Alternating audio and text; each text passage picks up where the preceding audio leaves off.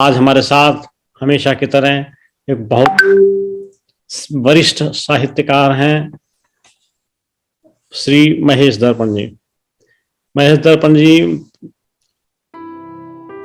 स्वतंत्र लेखन में लगे हुए हैं, पत्रकारिता का अनुभव लेकर आपके रचना संसार में कहानियां, लघु कथा, जीवनी, साक्षात्कार, बाल साहित्य पर भी कुछ किया है और बहुत ही प्रकार के सबसे महत्वपूर्ण बात यह है कि उन्होंने हिंदी कहानी के विकास के बारे में एक बहुत जबरदस्त अध्ययन किया है। आज हम उनसे पूछेंगे और ज्ञान प्राप्त करेंगे, कहानी कैसे विकसित हुई, किस तरीके से उसके अलग अलग रूप आए और उनकी साहित्यिक यात्रा की पड़ताल करेंगे। स्वागत है सर। स्वागत है सर। धन्यवाद। आपका बहुत बहुत आभार कि आप शॉर्ट नोटिस पर हमें टाइम दे दिया और हम आपसे आज बात करेंगे आपकी साहित्यिक यात्रा पर और किस किस प्रकार से जो है आपने विभिन्न विधाओं में इतना अच्छा लेखन कार्य किया है। तो शुरू करते हैं पहले प्रश्न से कि आपकी साहित्यिक यात्रा कब, कहाँ और किस प्रेरणा से प्रारंभ हुई? संजीव जी, दरअसल ये एक स्वतः स्फूर्त भाव से प्रारंभ हुई यात्रा है। मुझे नहीं मालूम था कि लिखना किसे कहते हैं जी। हम लोग तो बचपन में सिर्फ पढ़ते थे और हर तरीके की पत्रिकाएं पढ़ते थे जी। ये समझिए कि कल्याण से लेकर के चांद और हंस तक के अंक, पुराने हंस, जो तब राजेंद्र यादव का हंस नहीं आया था, और पुरानी पत्रिकाओं का एक जखीरा हमारे परिवार में रहता था, जहां से ले लेकर मैं पत्रिकाएं पढ़ा करता था जी सर। हमारे पिता चूंकि मिलिट्री में थे और उनकी लंबी पोस्टिंग हिमाचल में हुई थी, धर्मशाला में जी सर। तो हम लोगों का जन्म तो वहीं हुआ था, लेकिन पिता और माता के निधन के बाद जी हमारी देखरेख, हमारा लालन पालन हमारे मामाओं ने किया। और हमारे तीनों मामा ऐसे थे जिन्हें कुछ न कुछ लिखने का शौक था। बहुत सुंदर। और बड़े मामा तो हमारे एक तरह से शिक्षा के क्षेत्र में काफी ऊंचे काम करने वाले लोगों में रहे हैं जी, जिन्होंने उत्तर प्रदेश में पाठ्य पुस्तकों का प्रारंभ किया था जी। श्री रामदत्त पंत जो थे जी, वो इस तरीके के अनुवादकों में से थे जिन्होंने वर्जित देश तिब्बत में जैसी पुस्तक का अनुवाद करने से पहले खुद तिब्बत की यात्रा उन दिनों की थी पैदल। तो ये एक ऐसा अनुभव मेरे लिए रहा कि लिखना ही नहीं, अनुवाद करना भी इतना बड़ा काम होता है। और उनके अनुवाद किए हुए को पढ़ना, उन्होंने एक अंग्रेजी उपन्यास का अनुवाद भी किया था जी, mister Perrin and mister Trail. और उसके बाद जब मैंने देखा कि ये अनुवाद कितना खूबसूरत अनुवाद है, उन्होंने उसको छपाया भी नहीं था। अच्छा। वो अनुवाद वैसा ही रखा रहा, जिसे बहुत समय बाद जब मैं कुछ लिखने पढ़ने लगा और मेरे मामा को लगा कि मैं इस दिशा में कुछ कर सकता हूँ, तो उन्होंने वो अनुवाद मुझे दे दिया और कहा कि ये पुरानी भाषा में है। हमारे समय तो ऐसी ही संस्कृत निष्ठ हिंदी चला करती थी जी। अब तुम इसे अपने समय की भाषा में करो। तो मैंने उसको पूरा का पूरा, एक तरह से कहना चाहिए कि उसकी ऐसी एडिटिंग की कि वो फिर आज की भाषा में हो गया जी। और वो उपन्यास प्रकाशित भी हुआ। लेकिन ये बहुत बाद की बात है। आपने जो सवाल किया था वो ये कि लिखने की शुरुआत कैसे हुई। दरअसल हुआ ये कि मेरे छोटे मामा राष्ट्रीय अभिलेखागार में जी अधिकारी थे जी। और बाद में वो तीन मूर्ति हाउस में चले गए, डॉक्टर राधाकृष्णन के बेटे डॉक्टर एस गोपाल के साथ संपादक मंडल में शामिल होकर। अच्छा। और वहां तीन मूर्ति भवन में पढ़ने लिखने का अद्भुत किस्म का माहौल था। जी। तो मैं अपने मामा को देखता था कि वो एक छोटी जगह से लेकर और विश्व के छोटे बड़े देशों के बारे में इतनी प्रामाणिक किस्म की जानकारियां एकत्र करके लिखा करते थे कि मुझे लगा कि ये होमवर्क कितना कठिन होता है एक लेखक का। मैंने उनको देख करके ये सीखा और संयोग से मुझे समय समय पर अलग अलग शहरों की यात्राएं अपनी शिक्षा के दौरान इसलिए करनी पड़ी कि मैं कभी अपने छोटे मामा के पास होता था, कभी अपने मंझले मामा के पास होता था। हमारे मंझले मामा पुलिस में रेडियो स्टेशन ऑफिसर थे जी। और उनकी बदलियां उन दिनों बहुत जल्दी जल्दी हुआ करती थी। 3 वर्ष से अधिक रुकता नहीं था कोई कोई। भी अधिकारी एक जगह नहीं रहता था। तो मैंने करीब 20 शहरों में रह करके अपनी शिक्षा पूरी की। वाह। और मुझे इसका एक लाभ अनायास ये हुआ कि मैंने अलग अलग शहरों की रंगतों को देखा, बिल्कुल। वहां के लोगों को देखा, वहां की बोली बानी को देखा, वहां के रहन सहन को देखा और हवाओं में मौजूद पानी दे दो। संस्कृति को देखा। तो मैंने ये पाया कि कैसा विविधता भरा ये उत्तर प्रदेश ही है। भारत तो बहुत बड़ी चीज है। उत्तर प्रदेश में आप पश्चिम से पूर्व में चले जाइए, उत्तर इतनी से बोलियां, दक्षिण में आप देखिए कि हर कोस के बाद बोली बदल रही। तो बड़ा आनंद आता था और मैं ये देखता था कि पुलिस में होने के कारण अपराधियों के बहुत करीब रहने का भी मुझे मौका मिला। हमारा घर जेल की 4 दीवारी से लगा हुआ था पुलिस लाइन में। तो मुझे ये लगा कि मनुष्य और मनुष्य में हम भेद तो करते हैं कि ये अपराधी है और ये अपराधी नहीं है, लेकिन अपराधियों के मनुष्य को मैंने जब करीब से देखा तो मुझे लगा कि हमें इनसे भी सीखना चाहिए। मैं देखता था कि वो जेल में खेती करते हैं, श्रम करते हैं, फल तोड़ते हैं, सब्जियां उगाते हैं, दीवारें खड़ी करते हैं, और कौन सा काम ऐसा था जो जेल के कैदी न करते हो। अच्छा। तो मैंने ये देखा कि वो जब आम के पेड़ पर आम तोड़ने के लिए चढ़ा करते थे तो पहले पुलिस लाइन में घूमकर हर घर में आवाज देते थे कि आज हम आम तोड़ने के लिए चढ़ेंगे, माताजी आज हमको आम तोड़ने हैं। तो आम तोड़ने हैं ये एक प्रतीकात्मक वाक्य था जिसका अर्थ ये था कि खुले आंगनों वाले घर में माताएं बहनें उस तरह से न बैठें आज जैसे वो रोज बैठी रहती हैं।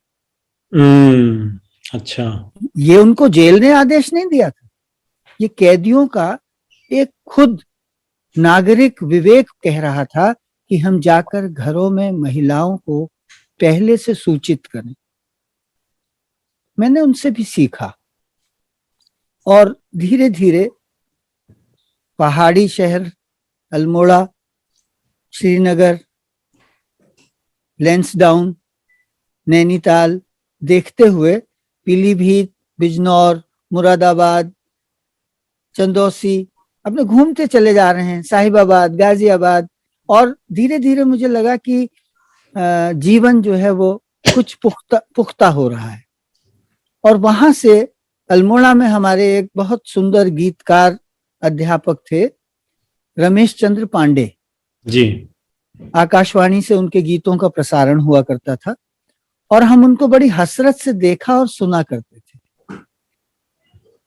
तो उन्होंने एक दिन कहा कि तुमको कॉलेज की पत्रिका के लिए कुछ लिखना है। मैंने कहा कि गुरुजी मैं लिखूंगा। गुरुजी और माट साहब ये 2 संबोधन अध्यापकों के लिए हुआ करते यही होते थे, माँ साहब बोलेंगे जी या जी। गुरुजी बोलेंगे। तो रमेश चंद पांडे जी ने कहा कि तुम एक कहानी लिखो। मैंने कहानी तब तक कोई नहीं लिखी थी, 1-2 लेख लिखे थे और रिपोर्ट नुमा निबंध लिखे थे। हुआ ये था कि अल्मोड़ा में जो प्रशासनिक संकाय होता है ना, नगर पालिका नुमा जी। वहां के कार्यालय में आग लग गई थी और बहुत सारे दस्तावेज जल गए थे। हम्म। मैं उन दिनों 10वीं पास करके ही चुका था और 11वीं कक्षा में मेरा प्रवेश हुआ था। जी। उस घटना को लेकर के मैंने एक लेख लिखा और स्वाधीनता आंदोलन में बहुत सक्रिय रहे बद्रीदत्त पांडे जी द्वारा स्थापित एक अखबार हुआ करता था, शक्ति। जी। उस शक्ति अखबार के कार्यालय में वो लेख में दे आया। डरते डरते संपादक की मेज पर पेपर वेट से दबाकर अपना लेख, और मैं भाग आया। मेरा ये अनुभव ऐसा था, मैं इसे आज तक नहीं भूला हूं। मैंने ईश्वर से प्रार्थना की कि कितना अच्छा हुआ कि संपादक मुझे बैठे हुए नहीं मिले। हाँ, न तो न जाने वो क्या क्या मुझसे पूछ बैठते। और मैं उस लेख को रखने के बाद भूल गया। एक हफ्ते के बाद मेरे प्रिंसिपल ने मुझे बुलाया। पांडे जी ने कहा कि तुमको प्रधानाचार्य याद कर रहे हैं, तुमको वहां जाना है, मिलना है उनसे। तो मैं डरते डरते गया, क्योंकि प्रधानाचार्य तो बहुत कम बुलाते थे, बहुत कम बुलाते थे। दो ही अर्थ होते थे, या तो डांट पड़ेगी या शाबाशी। तो मैं गया उनके पास और उन्होंने मेज पर रखा हुआ अखबार मेरी तरफ सरका कर कहा, ये लेख तुमने लिखा है? मैंने देखा और बड़ा मैं खुश हुआ। मैंने कहा जी मैंने लिखा है। कहने के लेख ठीक है, लेकिन इसके नीचे जो तुमने महेश चंद्र पांडे कक्षा 11 राजकीय विद्यालय होते थे, जी। आपने भी देखा होगा, कभी पहाड़ी शहर में गए हों तो बस स्टैंड पर वो दौड़ कर आते हैं, बस के पहुंचते ही हिलाइए आपका सामान हम उठाएंगे। और वो नेपाली होते हैं ज्यादातर लोग, उन्हें डोटियाल कहा जाता है। तो उनका जो शोषण होता था उसको देख करके मैंने एक कहानी छोटी सी अपने समझ से लिखी और कॉलेज की पत्रिका में दे दी। वो कहानी प्रकाशित हो गई और उसके बाद मुझे लगा कि लिखना पढ़ना किया जा सकता है। किया जा सकता है जी। अखबार में भी छप गई और उसमें पत्रिका में भी छपी। जी। तो यहाँ से एक तरह से शुरुआत हुई। मैं ये कह सकता हूँ कि मेरे भीतर एक आत्मविश्वास पैदा हुआ। में कैसे प्रवेश किया? शुरुआत तो कहानी से हुई। हाँ, शुरुआत पहले लेख लिखा, फिर कुछ कहानियां लिखी, और उसके बाद ये हुआ कि मैं अल्मोड़ा में ही था और मेरा इंटर पूरा नहीं हुआ था। जी। उसी समय मैंने जो कहानी पत्रिका में छपी थी ना, जी कॉलेज की, कॉलेज में, तो उसको दोबारा से लिखा। अच्छा। और हम लोग वहाँ साहित्यिक पत्रिकाएं जो आती थी, वहां बड़ा विचित्र एक माहौल था कि तंबाकू की दुकानों पर ही पत्रिकाएं भी बिका करती थी। तो एक शाह जी थे, उनके यहाँ सारिका भी आती थी, दिनमान भी आता था, धर्मयुग और साप्ताहिक हिंदुस्तान, ये सब पत्रिकाएं आया करती थी। तो मैंने एक दिन सारिका पर नजर पड़ी तो मैंने देखा कि ये सारिका क्या हुआ, पत्रिका का नाम बड़ा विचित्र है। मैंने तब तक सारिका देखी नहीं थी। उल्टी पलटी देखा, उसमें कहानियां प्रकाशित थी। ये कमलेश्वर के जमाने की सारिका थी जी। और मैंने ये सोचा कि काश इस पत्रिका में मेरा भी कुछ छपता। मन में एक ऐसी लालसा हुई कि मैं आपको क्या बताऊं। तो मैंने वो जो कहानी ठीक ठाक की, दोबारा से लिखी और कमलेश्वर जी को भेज दी बंबई। वो जमाना ऐसा था साहब कि संपादक अपने हाथ से लिख करके चिट्ठियां भेजते थे, आपकी कहानी स्वीकृत, प्रकाशित होगी। 2 या 3 पंक्तियों में उनका एक पत्र आया और मैं निहाल हो गया। अब मैं हर पखवाड़े जाऊं और सारिका का अंक देखूं। पाक्षिक हुआ करती थी सारिका, कहानी पत्रिका भी पाक्षिक हुआ करती है, ये तो हिंदुस्तान तो वीकली। जी। तो ये समझिए कि मैं हर अंक देखता और अपनी कहानी न पाकर निराश हो जाता। मेरा इंटर पूरा हो गया, मैंने अल्मोड़ा भी छोड़ दिया, लेकिन सारिका में मेरी वो कहानी प्रकाशित नहीं हुई। बहुत कहानियां आती होंगी और संपादक पर दबाव रहता होगा। खैर, जब मैं जीवन के संघर्षों को पार करता हुआ एक दिन खुद सारिका कार्यालय में नियुक्त हो गया, जब सारिका दिल्ली आ चुकी थी। अच्छा। तो मेरे सहयोगी और बड़े भाई समान सुरेश उनियाल जी ने मुझे सारिका की फाइलों में वो कहानी दिखाई। अरे महेश देख, तेरी कहानी ये रखी है यार, बंबई से यहाँ चली आई। तो उन्होंने उस कहानी को पढ़ा और कहा कि ये अब बहुत पुरानी बात हो गई है, अब इसको प्रकाशित करना ठीक नहीं, लेकिन ये है कि ये एक तुम्हारे लिए हमेशा याद रखने वाली चीज है। तो मुझे ऐसे अनुभवों से गुजरना पड़ा। और आपने पूछा ना कि अलग अलग विधाओं में लिखना कैसे शुरू हुआ, तो सच बात यह है कि मैं इंटर करने के बाद अल्मोड़ा से दिल्ली आया, और यहाँ दिल्ली में गाजियाबाद और दिल्ली के बीच में एक जगह है साहिबाबाद, आई नो। वहां पर एक कॉलेज हुआ करता था, लाजपत राय कॉलेज साहिबाबाद में। जी उस कॉलेज में मैंने इसलिए एडमिशन लिया कि वहाँ वोकेशनल स्टडीज भी हुआ करती थी, जी और जो लोग नौकरी करने वाले लोग होते थे, काम की तलाश में लोग होते थे, उनको सुबह की क्लासेस दी जाती थी और 10:30 बजे तक उनकी क्लास संपन्न हो जाती थी। ओ तो वो लोग बड़ा अच्छा महसूस करते थे कि उसके बाद अपने काम पर चले जाएं। पूरा दिन खाली।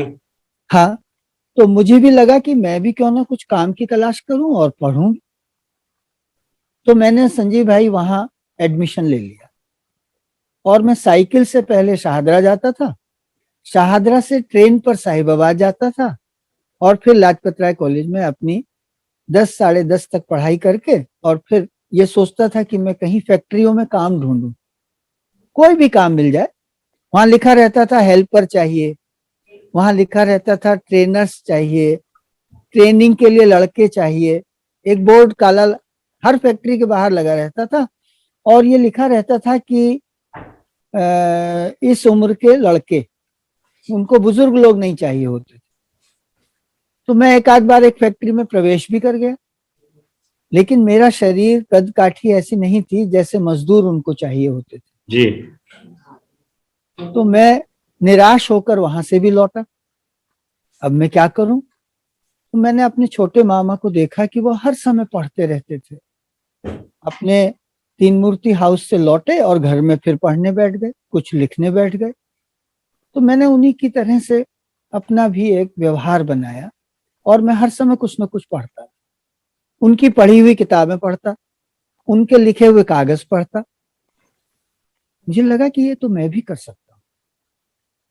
वो बड़े खूबसूरत और सुसंस्कृत व्यक्ति थे, उनकी भाषा, उनकी हैंडराइटिंग ऐसी थी कि उसको देख करके मुझे एक खास तरह का आकर्षण होता था कि लेखक होना ये होता है।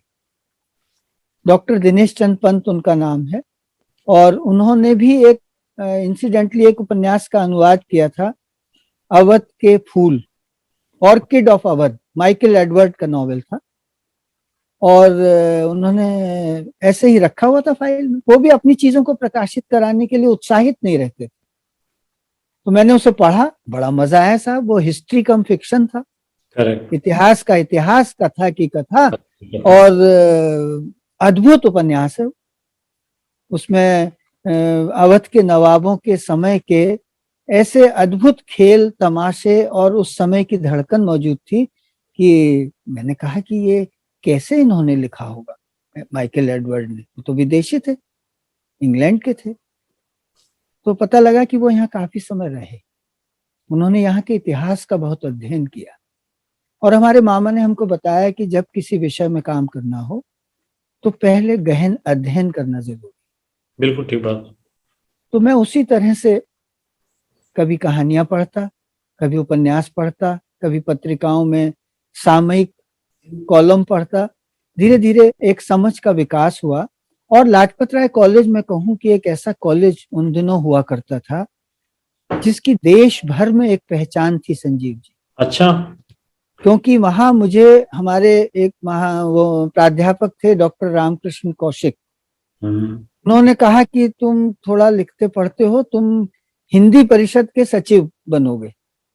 उन्होंने मुझे हिंदी परिषद का सचिव बना दिया, और कहा कि अब ये सचिव बनने से काम नहीं बनेगा, कुछ गतिविधियां भी करो। तो हम लोगों ने वहां छात्रों का रचना पाठ शुरू कराया। कोई कहानी पढ़ता था, कोई कविता पढ़ता था, कोई किसी दूसरे की छपी हुई चीज भी पढ़ता था। और धीरे धीरे ये हुआ कि एक दिन ये तय हुआ कि हम यहाँ पर अखिल भारतीय लेखक सम्मेलन करेंगे। संजीव भाई, वो दिन था और उसके बाद मुझे नहीं मालूम, मैंने कभी पीछे मुड़कर नहीं देखा। मैं लेखकों की दुनिया में खो गया, मैं लेखन का नागरिक हो गया और शब्द की दुनिया मुझे अपनी दुनिया लगी। आप उन दिनों का इतिहास कभी अगर किन्हीं पुस्तकों में देखेंगे तो पाएंगे कि जैनेन्द्र कुमार, विष्णु प्रभाकर, भीष्म साहनी, राजेंद्र यादव, कमलेश्वर, कौन लेखक ऐसा था, गुलाम रब्बानी तांबा से लेकर काजी अब्दुल सत्तार तक, कौन लेखक भारत का ऐसा था उर्दू और हिंदी का जो उस कॉलेज में लेखक सम्मेलनों में शामिल न हुआ।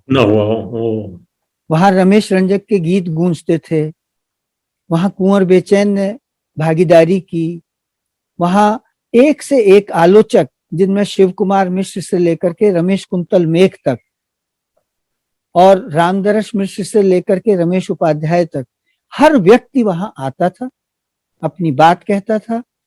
कई कई सत्रों में 3-3 दिन का वो लेखक सम्मेलन हुआ करता।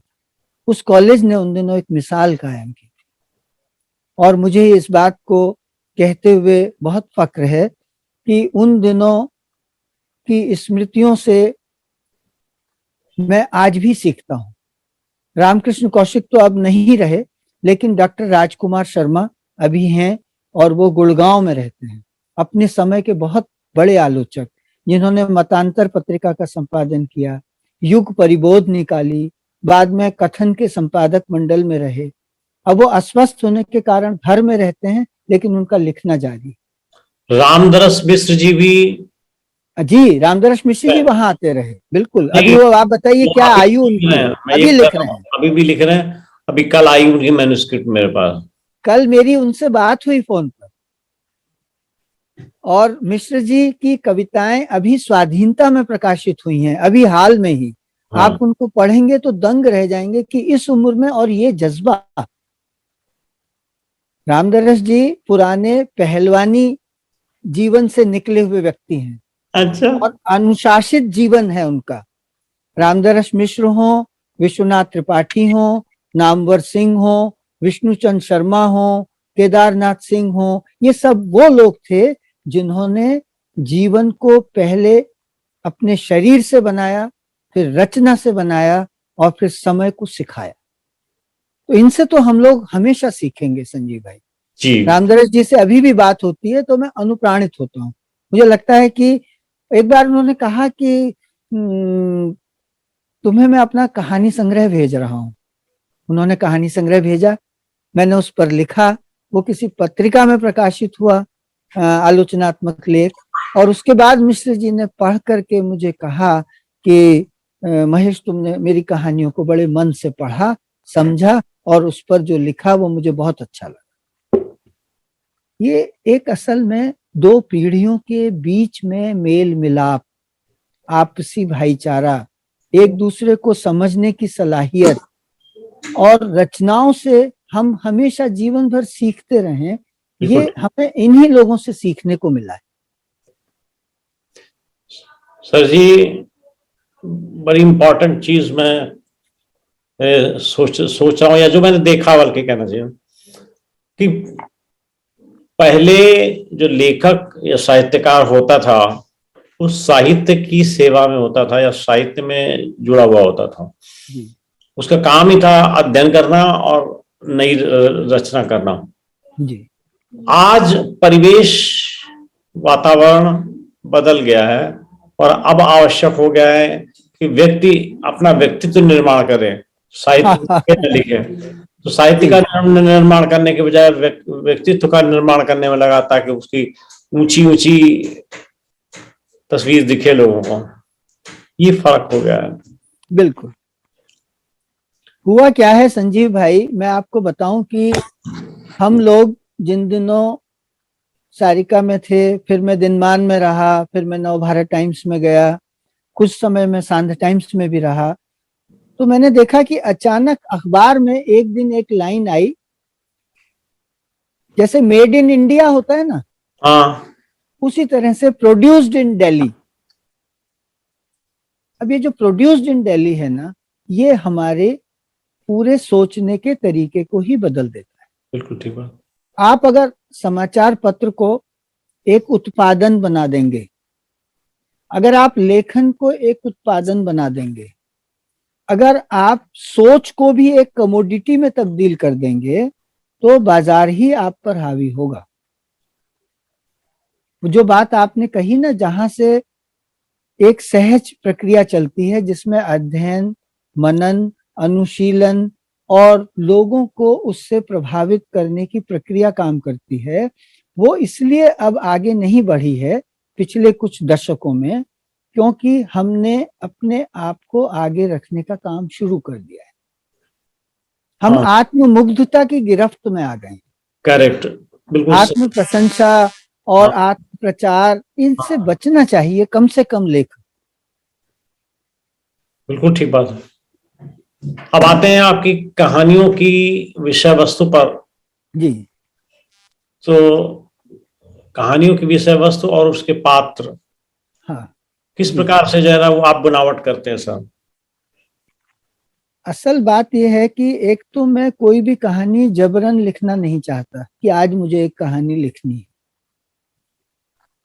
दूसरी बात यह है कि मैं जहां रहता हूं, अपने आसपास का माहौल, उस परिवेश की बारीकियां, वहां रहने, जीने और मरने वाले चरित्र जो मेरे सामने होते हैं, मैं बगैर उनके अपनी रचना नहीं कर पाता। नहीं सर। और उसका कारण यह है कि मैं स्थानीयता को आज के ग्लोबल माहौल में भी बहुत महत्वपूर्ण मानता हूँ। मेरा कहना यह है कि अगर आप अपने गांव को भूल जाएंगे, अपने आसपास की जमीन को भूल जाएंगे, अपने शहर और कस्बे को भूल जाएंगे, अपने देश को भूल जाएंगे, तो आप वैश्विक नागरिक हो ही नहीं सकते। दुनिया को समझने के लिए पहले आपको अपने आसपास को करीब से देखना होगा। बिल्कुल सही। हमारे यहाँ तो हिंदी में आप देखिए कि प्रेमचंद और फणीश्वरनाथ रेणु जैसे लेखक, जिन्होंने गंवई चीजों से जिंदगी को उठा करके अपने रचना पात्रों की पहचान की, जिन्होंने अपने कहानियों और उपन्यासों में अपने करीब के लोगों को अमर पात्रों में तब्दील कर दिया। अमर पात्र, बिल्कुल सही आप बात। बताइए, कौन भूल सकता है लाल पान की बेगम को? ठीक बात है। कौन भूल सकता है कफन के चरित्रों को? नहीं, कौन भूल सकता है प्रेमचंद के पंच परमेश्वर के पात्रों को? ये तो आज भी हमारे, कालजयी पात्र हो गए हैं। जी, कहानी तो तो मेरा ये मन, पात्र भी कालजयी हो गए हैं। हाँ हाँ, तो मेरा ये मन रहता था संजीव भाई कि मैं सबसे पहले परिवार, एक कमजोर पड़ती हुई इकाई जो हमारे समय में हुई, उसकी पहचान दोबारा से कर पाऊं। क्योंकि अगर हम अपने परिवार को नहीं बचा सकते तो हम दुनिया को नहीं बचा सकते। ठीक तो बात मैं है। अपने आसपास देखता था, अपने परिवार को देखता था, स्त्रियों को देखता था, बच्चों को देखता था, बुजुर्गों को देखता था, उनके आपसी व्यवहार को देखता था, प्रेम, सद्भाव, घृणा, ईर्ष्या, लगाव, जलन और उसके बीच में से उठ रहे मनुष्यत्व को देखता था। तो मुझे कभी कोई ऐसी बहुत फावड़ा लेकर के खुदाई नहीं करनी पड़ी, क्योंकि ये चरित्र तो हमारे सामने है सामने। और हम उनको देखकर भी नहीं देखते। तो मैंने अपने आसपास को ही अपना कथा चरित्र और कथा परिवेश बनाया। और पहला जो समझिए कि दिल्ली में आकर के जिन कहानीकार मित्रों के साथ मेरी बैठकी हुई, इत्तेफाक से उनमें बुजुर्ग लोग अधिक थे। अच्छा। हाँ, मैं अपने उम्र से 20 वर्ष अधिक वाले लोगों के साथ ही ज्यादा उठता बैठता है। मुझे भी ऐसे ही है। हाँ, तो एक कथाकार थे रमाकांत, अब वो नहीं रहे, लेकिन जब मैं दिल्ली में जिस इलाके में रहता हूँ वो सादतपुर कहलाता है। हाँ और सादतपुर को हमारे बाबा नागार्जुन, वो भी सादतपुर में काफी समय रहे, जी। वो कहते थे कि ये दिल्ली की पूंछ का एक बाल है। इतना उपेक्षित इलाका, अगर बाल पूंछ से झड़ भी जाए तो किसी को क्या परवाह। किसी को क्या परवाह। तो कोई भी सरकार आए, कोई भी सरकार जाए, इस इलाके का वही हाल। आप समझिए कि मैं सन 74 में यहाँ आया था और ये सन 2022 का आज पहला सप्ताह है। जी। इस इलाके में अब भी आपको दिल्ली में न होने का एहसास होगा। ओ। ये दिल्ली में होते हुए भी एक कस्बा है, एक गांव नुमा माहौल भी यहाँ मिलता है। और लेखकों की एक ऐसी बस्ती यहाँ पर हमें मिली जिसमें अच्छा। रमाकांत, हाँ रमाकांत थे, विष्णुचंद्र शर्मा थे, जी। कलाकार कथाकार हरिपाल त्यागी थे। और जब मैं सारिका में चला गया तो हम लोगों ने यहाँ एक छोटा छोटा जमीन लेकर के अपने मकान बनाए। तो मेरे कथाकार मित्र जैसे बलराम, जैसे धीरेन्द्र अस्थाना, जैसे वीरेंद्र जैन, जैसे अरविंद कुमार सिंह, ये सब लोग यहाँ आकर के बस गए। तो एक अच्छा। ऐसा माहौल बना हाँ कि सही बात है। अगर हाँ हाँ रात को 1:30 बजे भी किसी की कहानी पूरी हो तो वो दरवाजा खटखटा के कह सकता है कि महेश मेरी कहानी सुनोगे। ये माहौल हमें सादतपुर में मिला और मैंने ये पाया कि हम कैसे अपनी कहानी के पात्रों को एक दूसरे से अलग कर सकते हैं, अपनी अपनी पहचान अलग बना सकते हैं। बलराम कानपुर से आए थे और उनके पास एक कस्बाई अनुभवों का जगत था। उनकी जो कहानियां हैं शुरुआती, आज भी मुझे याद है कि शिक्षा काल, कलम हुए हाथ, पालनहारे इत्यादि कहानियां उनकी धर्मयुग सारिका में प्रकाशित और प्रशंसित हुई थी। धीरेन्द्र अस्थाना दूसरे मिजाज के कथाकार थे। वीरेंद्र जैन ने डूब जैसा उपन्यास लिखा और रमाकांत जी तो हमारे पुरोधा थे कथा के। वो तो आप समझिए कि शायद 60 के दशक के ऐसे कथाकारों में से थे जो जिनकी गणना शेखर जोशी और अमरकांत के साथ की जा सकती है। लोगों ने उनको कम पढ़ा है, लेकिन जो कभी आपके हाथ रमाकांत जी की कहानियां लगें तो मैं कहूंगा कि आप उन्हें जरूर पढ़ें, क्योंकि उन्होंने हमको कहानी का ककहरा सिखाया। ओ। वो हमसे ये नहीं कहते थे कि कहानी ऐसे लिखो, वो अपनी कहानी सुनाते थे। पेड़ के नीचे बैठे हैं लुंगी पहने हुए और अपने घर में ही एक पत्थर पर वो बैठे हैं, एक पर मैं बैठा हूं और वो कहानी सुना रहे हैं। और सुनाने के बाद बड़े ही बच्चों की तरह से पूछ रहे हैं कि महेश यार ये बताओ कि बात कुछ बनी कि नहीं। इतने बड़े लेखक का ये कहना, जो जिनको नामवर जी जनयुग में अपने साथ लेकर के आए थे, वो तो रहा करते थे इलाहाबाद में। इलाहाबाद से रमाकांत जी को जनयुग में दिल्ली में नामवर जी ने कहा कि आप हमारे साथ चलिए, जो सोवियत लैंड के एडिटर रहे, जिन्होंने उस जमाने में ऐसे ऐसे उपन्यास लिखे जिनकी अब तो वो माहौल खत्म हो गया ना, अब तो चर्चाएं कराई जाती हैं, तब चर्चा खुद होती थी। और धर्मयुग में ये प्रकाशित होता था कि इस वर्ष के श्रेष्ठ रचनाएं कौन कौन सी हैं। तो रमाकांत जी का उपन्यास हर बार लगभग वहां मौजूद रहता था। कौन आलोचना कर रहा है वो नहीं जानते थे, लेकिन लोग पढ़ते थे। उस समय प्रकर नाम की एक पत्रिका निकलती थी जिसमें समीक्षाएं छपा करती थी, सिर्फ समीक्षाएं छपती थी और नए पुराने सब लोग उसमें लिखा करते थे। और एक धारणा ये बनती थी कि इस वर्ष क्या अच्छा छपा। तो रमाकांत जी से हमको कहानी की तमीज सीखने को मिली। विष्णुचंद्र शर्मा जो कवि और सर्वनाम के इतने कालजयी संपादक रहे, वो सादतपुर में मौजूद थे। उनकी चीजें हमने पढ़ी, उनसे बातचीत हुई, उनसे सीखा। और जो हमारा रचना का तरीका बना वो अपना तरीका इसलिए बना क्योंकि हम सहजता से लिखते चले गए। घर में पत्नी है, वो भी एक पात्र हो सकती है, कोई पड़ोसन है, कोई वृद्ध महिला है, वो भी एक पात्र हो सकती है, कोई बच्चा भी एक पात्र हो सकता है, कोई मजदूर भी एक पात्र हो सकता है। और हमारा तो मोहल्ला ऐसा है साहब, आज भी अगर आप किसी दिन यहाँ आए तो सुबह से शाम तक 250 आवाजें तो सामान बेचने वालों की सुनाई देंगी। फेरी वाले भी कैसे, आपने कभी नहीं सोचा होगा कि सिर के बालों के बदले जीरा खरीद लो।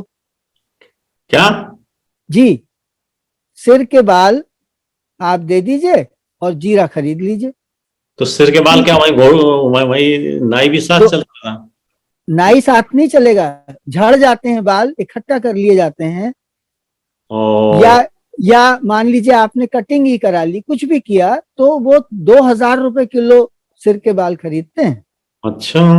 जी, हालांकि कौन 1 किलो बाल कहाँ से आएंगे, लेकिन मैं आपको बता रहा हूं कि वो पुराने मोबाइलों के बदले जीरा ले लीजिए, सिर के बालों के बदले जीरा ले लीजिए, कपड़ों कपड़ों के बदले बर्तन ले लीजिए, क्रॉकरी ले लीजिए, बाल्टियां ले लीजिए।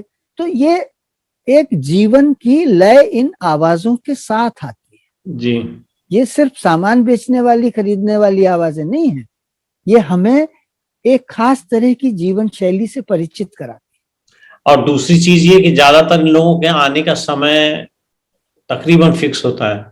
फिक्स होता है। और वो मैं आपको हाँ, ये तो आपने इतनी खूबसूरत बात कही कि एक कहानी जो अभी मेरी पिछले दिनों छपी है विश्व रंग में, उसका शीर्षक ही है कि सुबह क्या सिर्फ सूरज उगने से होती है। उस कहानी में एक पात्र ऐसा आता है जो नान खटाई बेचता है और उसकी आवाजें आती हैं। तो उसकी आवाज सुनकर आप घड़ी मिला सकते हैं कि 4:30 बज गए शाम के। ओके। जो बात आपने कही वो सही है, उनका समय फिक्स होता है, उनकी आवाजों की ध्वनियां फिक्स होती हैं। कई बार मुझे लगता है कि ये सामान से ज्यादा तो अपनी आवाज ही खर्च कर देते हैं, कुछ जिसकी कोई कीमत नहीं लगाई जाती इस दुनिया में। आप एक्चुअली सोचिए। वक्त वक्त तो सबसे ज्यादा कीमती है, लेकिन लोग उसी को किल करते हैं, बिल्कुल उसी को बिल्कुल। बर्बाद करते हैं। जी, तो तो ये हमारे पात्र हैं, ये सब हमारी जिंदगी का हिस्सा है, और मैं इन पर लिखता हूँ, बड़ा खुश होकर के लिखता हूँ, और कभी कभी उसे सराहना भी मिलती है। कभी कभी क्या, आपकी तो हर कहानी में को एक अलग परिप्रेक्ष्य में देखा जाता है कि कुछ नया जरूर आया होगा। कोशिश तो रहती है जी। बिल्कुल हाँ, लेकिन हम रोज कुछ न कुछ सीखते हैं। ठीक है। जी देखिए, मुझे लगता है जैसे आज के जमाने में बड़ी डायनामिक्स चेंज हो गई है, गतिशीलता आ गई है। जी टेक्नोलॉजी ने उसको काफी नजदीक कर दिया है और बड़ा इजीली पॉसिबल कर दिया, जैसा अपन शुरू में बात कर रहे थे। तो उसका परिणाम ये हो रहा है कि दो चीजें हैं। एक तो गतिशीलता के कारण हर चीज उपलब्ध हो जाती है, दूसरा लोगों के बीच में, एक परिवार के बीच में से अपना अपना अपना मोबाइल लेके बैठे हुए हैं और नजदीक हैं लेकिन दूर हैं। और एक हाँ चीज और बिल्कुल। कह सकते हैं कि इस तेज परिवर्तन, मतलब परिवर्तन के फलस्वरूप समाज के परिवेश में भी बड़ा बदलाव आ रहा है, जी, उसमें बदलाव आ रहा है। तो आपका क्या अनुभव रहा और इसकी क्या उपादेयता है साहित्य में? संजीव भाई देखिए, 2-3 चीजें हैं। लगभग 15 वर्ष जो गुजरे हैं इधर के, उसमें बहुत तेजी के साथ में चीजों में न सिर्फ परिवर्तन आया है, बल्कि आदमी की सोच में भी परिवर्तन आया है। जी। आप ये समझिए कि हमें सब चीजें सहज सुलभ हैं, एक क्लिक कीजिए और दुनिया भर की जानकारी ले लीजिए। जी। इससे क्या हुआ है कि मुझे याद आ रहा है कि वर्षों पूर्व यहाँ देरीदा आए थे दिल्ली में। जी। देरीदा का प्रवचन भाषण हम लोगों ने सुना, जी। और लगभग दिल्ली के जितने भी पढ़ने लिखने वाले लोग थे उन्होंने शायद वो भाषण सुनने की कोशिश की। बाद में उसकी रिकॉर्डिंग भी कई लोगों ने सुनी। मैं जब उनको सुन रहा था तो मुझे बहुत कुछ सीखने को मिला। हमने नामवर सिंह को बोलते हुए सुना है, तो मुझे उनके हर भाषण में, जब वो मन से बोल रहे हैं, क्योंकि नामवर जी का भी ये था कि वो जब मन से बोलते थे और गांभीर्य उनके भीतर होता था, पान चबाते हुए एक एक शब्द को तोलते हुए बोलना, और सरस्वती जैसे बसी हुई हो। रामविलास जी को हमने सुना, नागार्जुन जी को सुना, तो इन लोगों को सुनते हुए हमें ऐसा लगता था, या मैं कहता हूँ राजेंद्र यादव और भीष्म साहनी और निर्मल वर्मा क्यों नहीं, अज्ञेय क्यों नहीं, जैनेन्द्र क्यों नहीं, विष्णु प्रभाकर क्यों नहीं, जो कॉफी हाउस में बैठ जाते थे और लगभग रोज मिलते थे वहां, रोज हम लोग जाया करते थे उस दौरान। और बैठकी जो होती थी तो एक सामान्य चीज से शुरू होकर के दुनिया जहान की बातें, वो एक तरह का विश्वविद्यालय होती थी कॉफी हाउस की वो मेज। वहां सब लोग आकर के जुट जाते थे, एक तरफ पंकज मिश्र बैठे हैं, एक तरफ भीष्म साहनी बैठे हैं, एक तरफ रमाकांत बैठे हैं, एक तरफ धर्मेंद्र गुप्त बैठे हैं, एक तरफ योगेश गुप्त आ गए हैं, बलराज मेंद्रा आ गए हैं, सुरेंद्र प्रकाश आ गए, कौन नहीं। तो ये सारे लेखकों का जो जमावड़ा होता था, ये इस तरीके का होता था कि एक दूसरे से बहुत कुछ मिलता था। रात की बस छूट जाती थी आखिरी, कॉफी हाउस से सादतपुर आने वाली अंतिम बस जब छूट जाती थी तो रमाकांत जी कहते थे कि अब ऐसा करो कि माल रोड तक तो चलते हैं, दूसरी बस मिल जाएगी, वहां से कुछ और देखेंगे। अब ये नहीं है, ये जो रफ्तार आई है इसने हमें बताया कि oh sorry my time is over, I am going. आदमी झट से कह देता है, उसके पास निश्चिंतता नहीं है, उसके पास आवारगी का आलम नहीं है, चीजों को देखने सुनने समझने की फुर्सत नहीं है। हम ध्वनियों से विरत हो गए हैं, हमें नहीं मालूम कि बुलबुल कैसे बोलती है, हमें नहीं मालूम कि गौरैया कैसी होती है, हमें नहीं मालूम कि तोता कैसे बोलता है, 4 बजे सुबह जिस पक्षी की आवाज आती है वो कैसी होती है, बाज अगर आता है उड़ता हुआ तो कहाँ बैठना पसंद करता है, हमें नहीं मालूम कि दोपहरी के फूलों का रंग क्या है, हमें नहीं मालूम कि अमलतास और कचनार के पेड़ कैसे होते हैं। हमने अपनी पीढ़ियों को प्रकृति से काट दिया है, परिवेश से काट दिया है, हमने उनके हाथ में एक खिलौना थमा दिया है, इसे देखो, इसे देखते देखते दूध पियो, इसे देखते देखते खाना खाओ, इसे देखते देखते बूढ़े हो जाओ और इसे देखते देखते अपनी विचार शक्ति को खो दो। ये जो समय आया है ये सिर्फ हमें रफ्तार दे रहा है। किस चीज की रफ्तार? अधिक से अधिक पाने की रफ्तार, अधिक से अधिक खोते चले जाने के बोध के न होने की रफ्तार। हम अपने संबंधों को भूल गए हैं, अपनी संवेदनाओं से विरत हो गए हैं, हम अपने पड़ोसी का नाम नहीं जानते साहब। ठीक कह रहे हैं आप। हम ये नहीं जानते कि वो कहाँ काम करता है, उसके कितने बच्चे हैं, नहीं कुछ हम नहीं। तो कभी कभी ये भी भूल जाते हैं कि आजकल हमारा बेटा कौन सी कंपनी में काम कर रहा है। जो लोग आप पुराने समय को याद कीजिए कि कम से कम रात का खाना एक साथ बैठकर हुआ करता था। बिल्कुल होता था। और वो खाने से ज्यादा बातों का समय होता था, एक दूसरे से पूछते थे, एक दूसरे को बताते थे, एक दूसरे को प्यार करते थे, एक दूसरे को डांटते थे, एक दूसरे की कमियां बताते थे। मुझे तो ये भी याद है कि शनिवार के दिन हमारे मामा भाई कहा करते थे कि आज हम सब एक साथ खाना खाने के बाद आधा घंटा बैठेंगे और ये बताएंगे कि किसको घर के किस सदस्य की कौन सी चीज पसंद नहीं है, कौन सी आदत उसकी ऐसी है जो उसे नागवार गुजरती है, और फिर अपने में सुधार करते थे। हमने देखा सादतपुर में जब मैं अपने मामा के साथ आकर के यहाँ रहा शुरू में, तो उन्होंने अपनी एक किचन गार्डन बनाया हुआ था, उसमें टमाटर, भिंडी, मूली, आलू, गाजर, पालक, मेथी, बथुआ क्या नहीं लगता था, और उसके किनारे किनारे अरहर की दाल। हम लोग हैंडपंप चला करके पानी से सींचते थे और हमारे हाथों में गट्टे पड़ जाते थे। हमारे मामा बराबर का श्रम उसमें करते थे, एक बौद्धिक होते हुए। आप सोचिए कि जो आदमी पहले नेशनल आर्काइव्स में एडिटर रहा हो, जो आदमी तीन मूर्ति भवन में हर साल एक volume Nehru, writing of Nehru पर वो काम करते थे उन दिनों, और उस लेवल का काम करने के बाद वो घर में आते थे तो वो एक श्रमिक में तब्दील हो जाते। उन्होंने मुझसे कहा कि महेश, हम एक गाय पालेंगे और गाय की जिम्मेदारी तुम्हारी है। मैं गाय दुहा करता था, मैं ये काम जानता नहीं था, मैंने सीखा। मैं भूसा लेकर के साइकिल में बोरी में पीछे रख करके लाता था। तो ये जिंदगी जो है ना, ये अब तो सवाल ही नहीं उठता। मैं साइकिल में कैसे लेकर के आऊंगा बोरी? अगर आप किसी बच्चे से कहेंगे तो उसको तो शर्म महसूस होगी, हाँ क्योंकि वो पहले तो बाइक से नीचे चलेगा ही नहीं। और वो ट्रक बुक कर देते हैं, वो ले आएगा।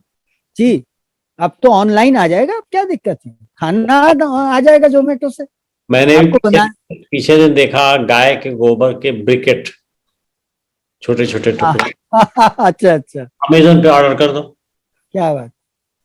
I was surprise. फिर बिल्कुल। पीछे मैं स्टडी कर रहा था कि किताबों की क्या पोजीशन है, जी।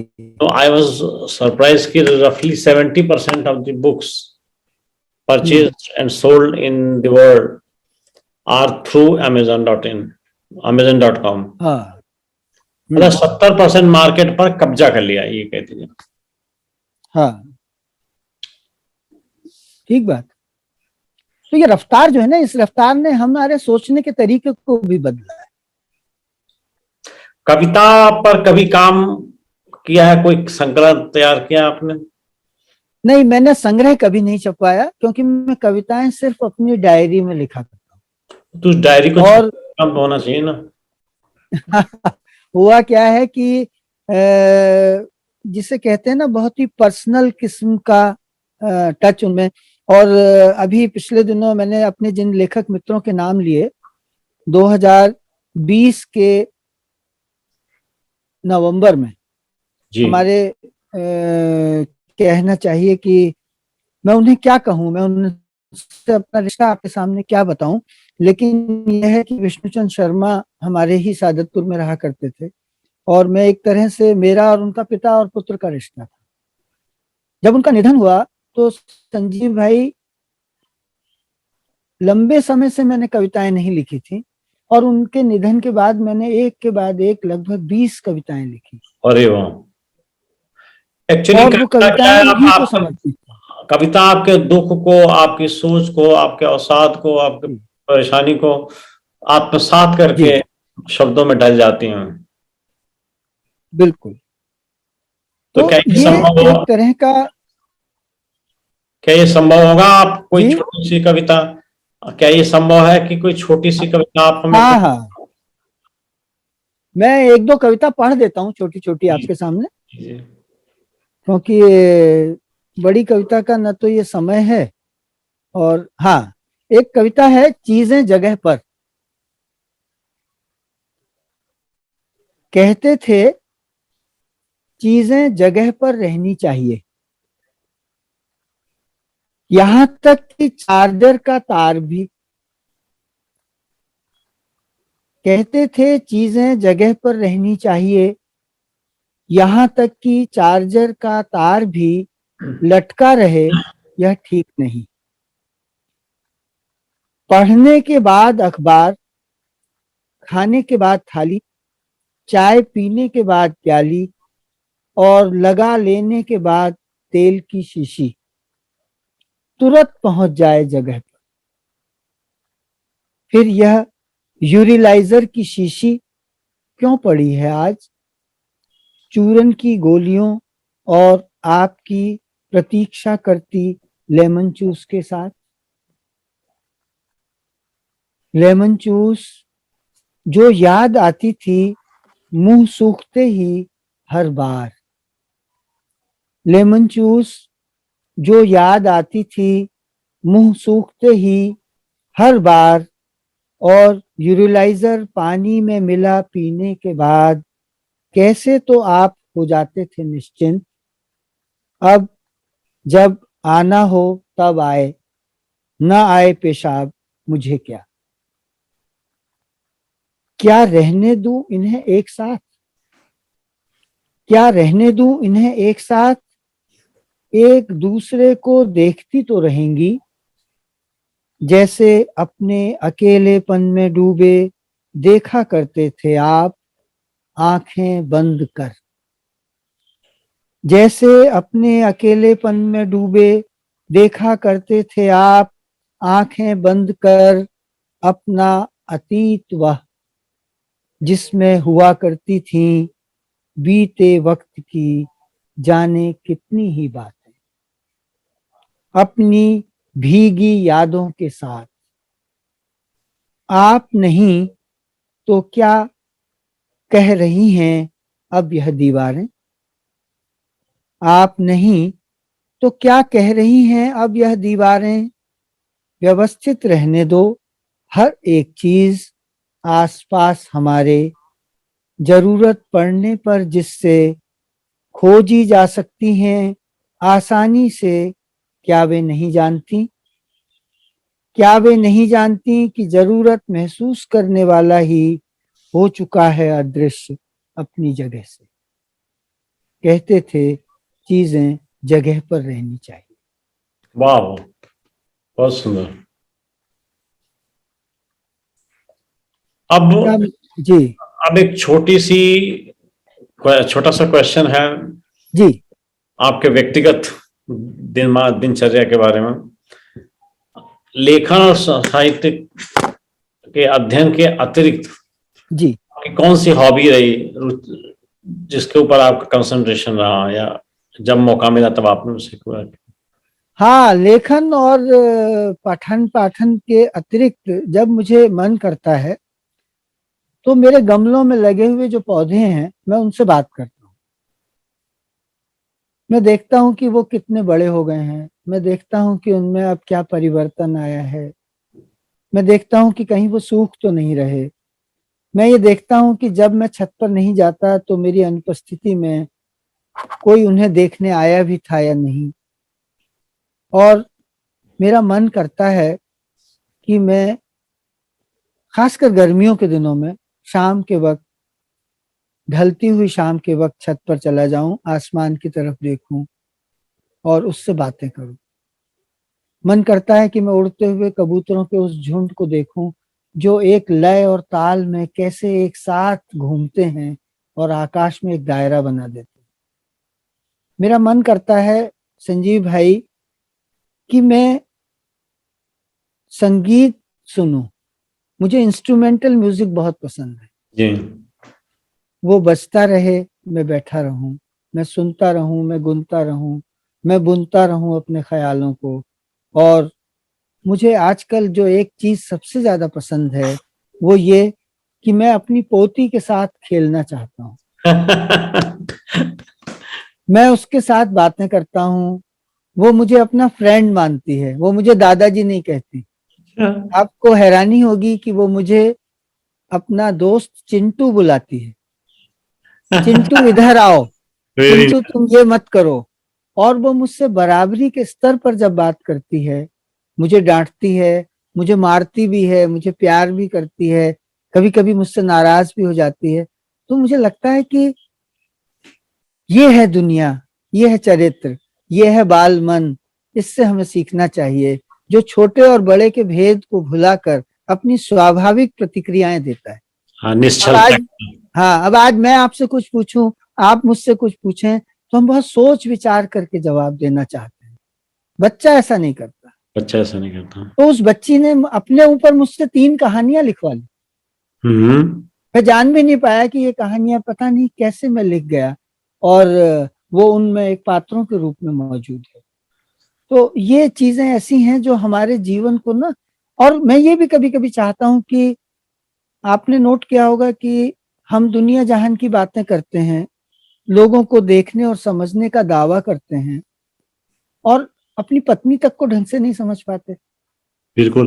और तो लंबे समय और बाद तक और हमारी खुद बातचीत नहीं होती। और खुद को नहीं समझ पाते। जी, तो मेरा ये भी मन करता है कि मैं उन्हें समझूं, वो मुझे समझें, और ऐसा होता भी है। बड़े प्यार की लड़ाइयाँ होती हैं, बड़े मनुहार होते हैं, फिर हम एक साथ चलने लगते हैं, एक दिल हो जाते हैं, और ये लगता है कि ये जो जिंदगी है ना, यही जिंदगी है जिसमें कोई दिखावा नहीं है, जिसमें ये नहीं है कि प्लीज डोंट डू दिस, अरे आपने ये यहाँ क्यों रख दिया। जैसा मैं यूरोप में कहीं अपने मित्रों के बीच में मैंने देखा कि बाथरूम में जाने से पहले मेरे मित्र ने मुझे सतर्क किया, यार जरा ध्यान से वहां पर सब कुछ करना, ठीक ठाक, वो पानी गिरने से मेरी पत्नी को बड़ा प्रॉब्लम हो जाती है, पानी टब से बाहर नहीं आना चाहिए। हम्म। वो जो एक कॉन्शियस लिविंग होती है, उसके बाहर की जो दुनिया है वो मुझे पसंद। वो ज्यादा अच्छी है। मुझे इस बात की परवाह नहीं कि मैंने क्या पहना हुआ है और लोग मेरे बारे में क्या सोचेंगे।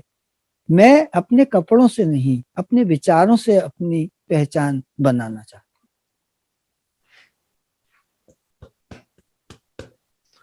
आपने जो अभी कहा कि जल्दी बोर हो जाते हैं लोग, अकेले नहीं बैठ पाते हैं, जी। और एक छोटी सी रचना आपके सामने प्रस्तुत करता हूँ। वाह, क्या बात है। मन के सूनेपन में कोई साथ नहीं, मन के सूनेपन में कोई साथ नहीं, और अपने हाथों में अपना ही हाथ नहीं। वाह। दुनियादारी में कितना ही खोया मन, जाग रहा अनचाहे फिर भी सोया मन।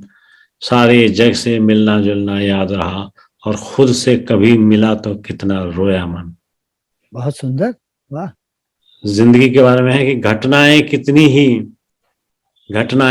ही पर इतिहास नहीं, मन के सूनेपन में कोई साथ वाह, ये बड़ा सुंदर गीत है आपका। बहुत सुंदर, बड़ा अच्छा लगा सुनकर के। क्योंकि ये आजकल ऐसे भावुक कर देने वाले गीत बहुत कम लिखे जाते नहीं। हाँ, मुझे तो लगता है कि एक बार छायावाद नहीं, वादी नहीं तो कम से कम गेयता के साथ में तो कविता लिखी जाए। हैं। मैंने तो अपनी शुरुआत गीतों से ही की थी। मैं गीत लिखा करता था। जी सर। और ये समझिए कि एक दिल्ली में एक कवि हुआ करते थे, पुरुषोत्तम प्रतीक। एक कवि हुआ करते थे, राम कुमार कृषक। जी और रमेश रंजक। जी इन लोगों के साथ हम लोग रचनाएं इनकी सुन करके और अपनी रचनाएं इनको सुना करके इनसे सीखते थे। बड़ा अच्छा लगता था। रमेश रंजक को हमने जब गाजियाबाद में पहली बार सुना तो वो, या धनंजय सिंह को हमने पहली बार सुना तो जी बड़ा अच्छा, मतलब गीत जैसे कि, या बुद्धिनाथ मिश्र को सुना, जी। या मैं कहूँ रमानाथ अवस्थी को सुना है, और गजलें गोपाल कृष्ण पॉल जैसी गजलें हमने सुनी। तो वो क्या होता है कि आज भी हमारे एक मित्र हैं कुलदीप सलील, दिल्ली में काफी एजेड हैं, 84 वर्ष की शायद उनकी उम्र होगी, 84-85 की। बड़ी सुंदर गजलें वो कहते हैं।